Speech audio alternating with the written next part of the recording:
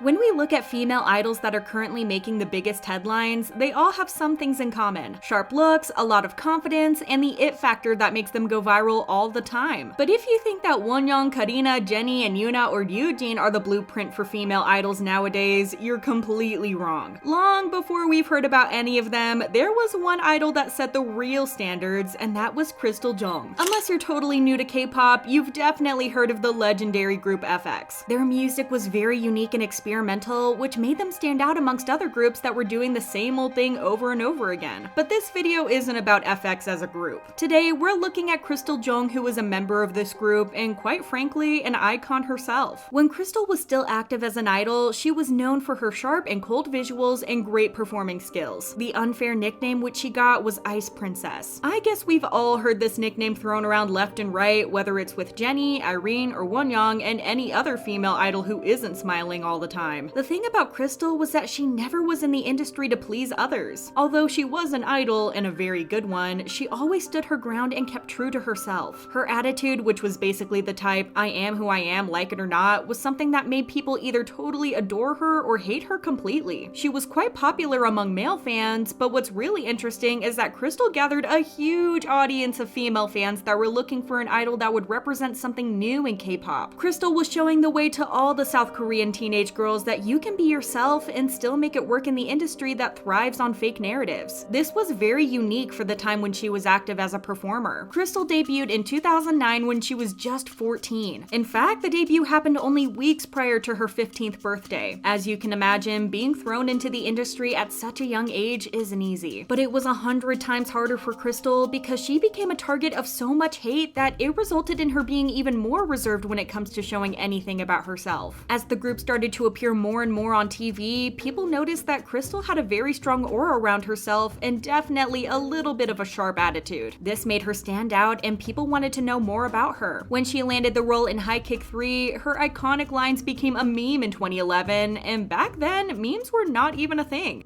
Hey stupid, 잘 지냈어? Stupid.